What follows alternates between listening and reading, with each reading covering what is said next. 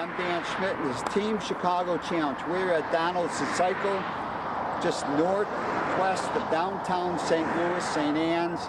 This motorcycle shop's been here since the 1960s. This used to be the home turf for Neil King. Neil King was the godfather of motorcycle flat track racing. I learned quite a bit about racing motorcycles from Neil King. This is the annual Neil King birthday party.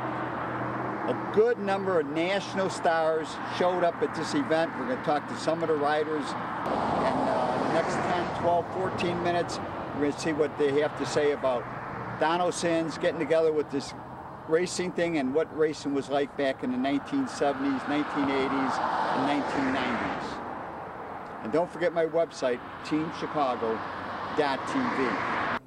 As you look at this statue, this bronze statue of Neil King on his Gold Star, number 10, winning at Ascot Park, 29 races in 1961.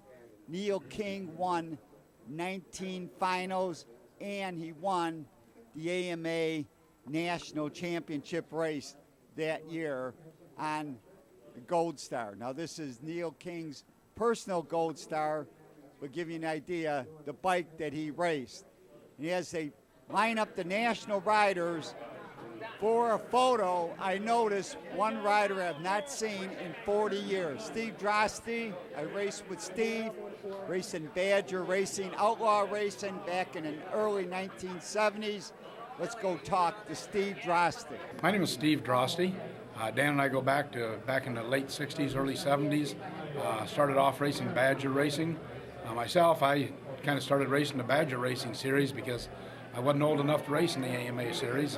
You had to be 18 to have a license, and I started off racing when I was about 15 years old. I was racing 750s when I was 16 years old in the Badger series. I'm actually making pretty good money at it back then, and so that's kind of where my racing roots got started back in that era, and kind of raced Badger so I could make enough money to actually support myself a little bit in the racing. So did you do some amateur stuff? How did you get into motorcycling? Yeah, I started off just like everybody does back then. Back in that day, I think I started off doing. And where'd you grow up? Grew up in Waterloo, Iowa. I grew up doing local scrambles and races like that, and done that. Like I say, done a lot of that. And I actually was at a scrambles track over in Dubuque, Iowa. And they had a Badger race in Darlington, Wisconsin. And I had a Maico that I was running dirt tracks with. And a guy that I knew real well said, hey, why don't you come over here to Darlington and run that thing? Went over there and run it that night with knobbies and everything, got second on it. And really? That so was my first half mile race? Pro race on a Maico. How much did you make? How much do you remember? I don't remember. I'm saying it was probably $150, $200. Mm-hmm. And that was after that I didn't want to do anything else but go flat tracking. That was my initiation into flat tracking, and I never looked back after that. So what was your first, all right, so we should mention, back then you had to be 18 to get a novice license. Yes. It wasn't until maybe 75, which I heard is called the Garth Brow rule, that they dropped it to 16. 17, yeah. But we had to be 18 to have an AMA license. Yeah. So Badger was considered outlaw racing, right. And it was John Miller, right? John Miller. Yeah, John Miller was... what's his boy's name? John and I know his boy's name. I can't think. Right. But they were putting on the races. Yep. They would do fair events. They would charge the fair a certain amount of money. Half the money went to the purse, and that's what we were racing for. So, all right. So you started at 15 with a 250. They ran two professional classes, 250s and 750s. Yeah. So what bike did you run when you got serious about half mile? Well, actually, when I first started, I should take that back because I was running. They had a 500 class back then, not a 250 class in Badger. And I took this 360cc Maico, took it and ran a Badger race with that. And then we finished out the season running Badger races. We put some dirt tires on it, and had to get it geared. That was the other problem. It wouldn't run 70, 80 mile an hour. It was geared to run about 50 or 60. So we had to make special sprockets for it so we could run it on a half mile. We got through that season, and then I decided to go 750cc racing in the open class, and I bought a KR, an old KR from John Anderson, and when I was 16, started racing the whole Badger series. So you could run, we should mention, you could run both classes also. You weren't limited to run one or the other. You could run you could run both classes if you wanted to. You know, give you an opportunity to make more money. Like, let's say that was a big thing. In AMA, you had to be 18. Then you had to work your way up 19, 20. You had to be pretty much 20 years old before you get an expert license, before you could really go run any place and make any money. Where the Badger Series, I could start running at 16 years old, started running, and it was paying $200, $300, $400 a night, depending on where you raced. And so that was just a good opportunity to go make money before I could get my professional license with AMA. And in the month of August, you could literally make 10, 12, 14, 16 races. I remember one month of August running Badger.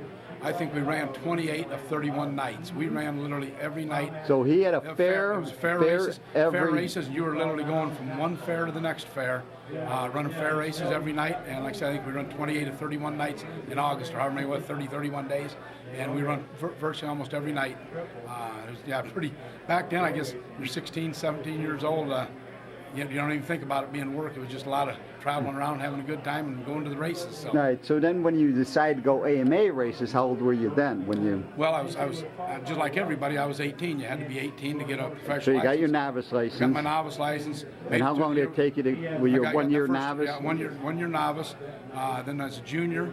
Would you race as a junior with AMA? Yeah, what did I race? For Yeah. Motorcycle, you mean? Right. Yeah, I had a 750 Yamaha that I raced as a junior.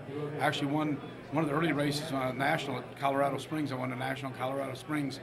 In the junior class. Oh, good. Right. That would have been like actually, 70. That was the first year they 73, I believe. That was the first year they came out with the aluminum XR, and actually Scott Brailsford got second to me, and he was riding for the factory. Him and his brother both rode factory XRs, and I ended up winning that on the Yamaha and finished off the season. So were you one of the first guys to win a national for a Yamaha at that time, maybe? Or? Well, I don't know. I'm sure obviously there's guys winning it before that. Right.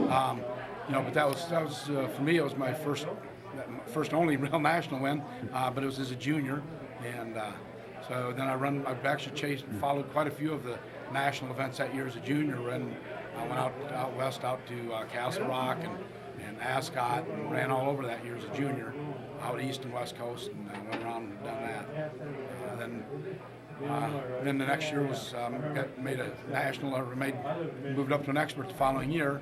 How'd you do at expert first year? I didn't really run many nationals. I don't think I really had to. But you were still running Badger at the same I was still time. running both Badger Right. and the AMA, and was real successful at the at the regional, local level. I think I won the Midwest Regional Championship that year for AMA, and ran a lot of races. And that was still on the Yamaha? That was still on the Yamaha, yes. Right. And then it was actually, I think I ran 2 seasons on the Yamaha. Then I got into had a Harley that I raced for a year myself, and then I went to race for Tex Peel in Flint, Michigan. And Tex picked you up. Yeah. Was this right after the Springsteens or before? Yeah, actually about time of the Springsteens. Right.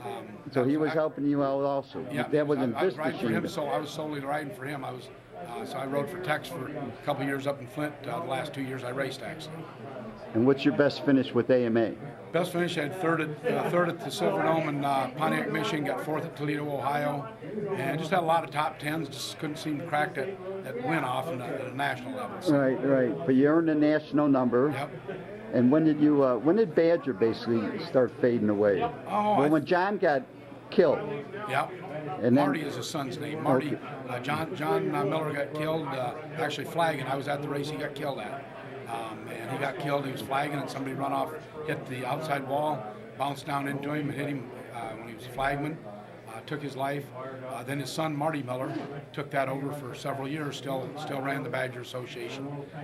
And then Buzz ran it. Did you ever run any races with Buzz? I did run any race with Buzz. Actually, I only run a few races. I run about that first year that Marty took it over. I ran the Badger Series, and then after that, I started pretty much running more of the just AMA. And Tex was probably putting pressure on you to. No, I was doing that before I even started racing. Right. I was running pretty much AMA stuff after that, running all the AMA races. So thinking back, best race ever. Boy. What would stick out in your mind? There's a lot of them that are probably, I don't know about best race. Probably my favorite place to go racing was the Indianapolis Mile. Not necessarily my best finish, but as far as just the most fun race to go race at, I think miles were always fun because of the drafting aspect, and Indianapolis just always seemed to not have a single lane groove. It was wide, and you could race inside, outside, go just about any place.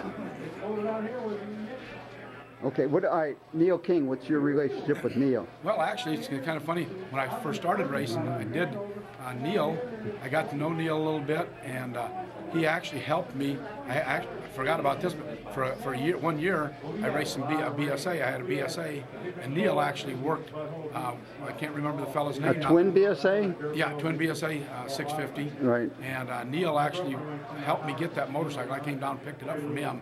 That was probably, that was still before I was an expert for AMA. So this when you got off the KR? Or got off the KR. When you went to the Yamaha, then you went from the Yamaha No, I to actually the... went to the BSA first before I went to the Yamaha. Oh, okay. And so I had BSA for a year, is all I had that for. But yeah, Neil was instrumental in helping me get that and got it set up to buy one of these BSAs. I didn't know a lot about them myself at the time, and Neil helped us get one.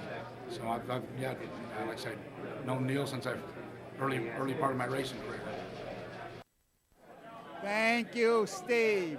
And I want to thank everybody at Donelson for inviting us old racers to get together every year. And for more information on Donelson Cycles, it's 9851 St. Charles Rock Road, St. Anne, Missouri. Their phone number is 314-427-1204. Website is DonelsonCycles.com, DonelsonCycles.com. If you want to get a hold of me, my email is teamdan45@gmail.com. Don't forget teamchicago.tv, walkwithdan.com. On YouTube, search with Dan Schmitt Motorcycle Racing. Check it out.